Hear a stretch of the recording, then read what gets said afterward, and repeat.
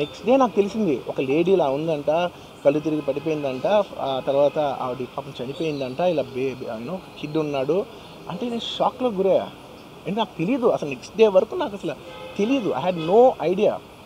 ఎందుకంటే నేను నా పిల్లోడినే పక్కన పెట్టుకున్నా, నా నా నా వైఫ్, నా నా నా కొడుకు, నా కూతురు థియేటర్లోనే ఉన్నారు. నాకు తెలీదు. నిజంగా అలా జరుగుండి ఉంటే, నాకు తెలుసుండి ఉంటే నేను వాళ్ళు తీసుకుని వెళ్ళిపోతాను కదా, మినిమం కదా, ఎవరైనా వాళ్ళ పిల్లలు వాళ్ళు తీసుకుని వెళ్ళిపోతారు కదా.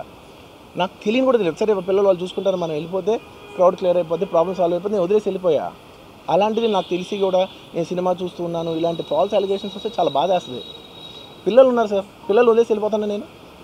నాకు నా పిల్లలు అంటే ఎంత ఇష్టం తెలుసు, ఎవరైనా ఉంటారు కదా, తీసుకుని వెళ్ళిపోతారు కదా. అలాంటి నాకు క్లూ కూడా లేదు.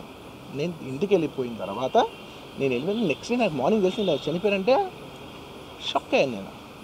షాక్ అయ్యి ఇమీడియట్గా నేను బాస్కి ఫోన్ చేశాను, మా బన్నీ బాస్కి ఫోన్ చేసి, బాస్ ఇమీడియట్గా హాస్పిటల్కి వెళ్ళి వాళ్ళ కలువు, నేను వస్తానంటే సార్ నేను మొత్తం అక్కడ వెళ్ళి సెట్ చేసి వస్తాను, వాళ్ళందరూ ఎమోషనల్గా ఎలా ఉన్నారు ఏంటో మనం ఫస్ట్ చెక్ చేసుకున్న తర్వాత మీరు దిగాలి, ఒక నిమిషం ఆగండి సార్.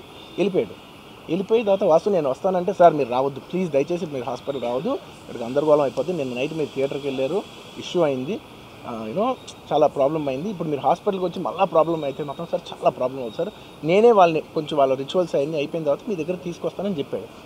ఓకే అని వెయిట్ చేసేసరికి ఇమీడియట్గా ఏం చెప్పారు, సార్ ఏమనుకోవద్దు, వాళ్ళు మీ మీద కేసు ఫైల్ చేశారు, ఇప్పుడు మీరు వాళ్ళు కలవడానికి లేదంటే నేను మా లీగల్ టీం అదేం పర్లేదు వాసు నేను వచ్చేస్తాను, నేను కొంచెం మూర్ఖంగా మాట్లాడుతుంటే, సార్ మా లీగల్ టీం చాలా స్ట్రిక్ట్గా చెప్పింది sir, they file the case on you, మీరు ఇప్పుడు వెళ్తే legally it is not right thing to do, please don't go అని చెప్తే అప్పుడు ఆగాల్సి వచ్చింది.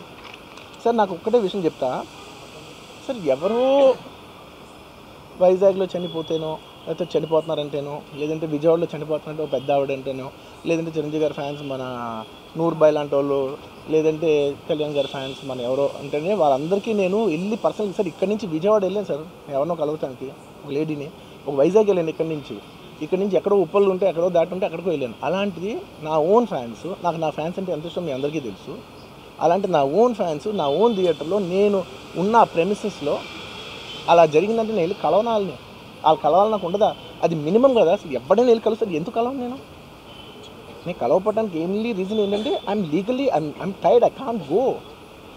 అంత మాత్రం నేను స్పందించలేదు అని అనడానికి కూడా లేదు. సో నాకు ఏం చేయాలో తెలియక నెక్స్ట్ డే సరే వాసు మనం వెళ్ళకపోతే బాగోదు, ఏం చేయాలో తెలియక అప్పటికప్పుడు ఒక వీడియో పెట్టాను. ఎందుకంటే నేను కూడా షాక్లో ఉన్నా, జెన్యున్లీ నేను కూడా షాక్లో ఉన్నా. అరే ఇలా అయింది ఏంటి, ఎటు కాకుండా హాఫ్ ఉన్నాను నేను జెన్యున్ చెప్తే హాఫ్ ఉన్నాను నేను, ఇప్పుడు కూడా కొంచెం హాఫ్గానే ఉన్నాను నేను. నాకు తెలుస్తుంది నేను కరెక్ట్గా సెంటర్డ్గా లేను, కొంచెం ఆఫ్లోనే నాకు తెలుస్తుంది. ఎనీవేస్ నెక్స్ట్ డే ఒక వీడియో పెట్టా, సరే to at least show that I'm there, it's not even about the money, అంటే it is just money is just gestures to show that I'm willing to do something అని చెప్పడం కోసం.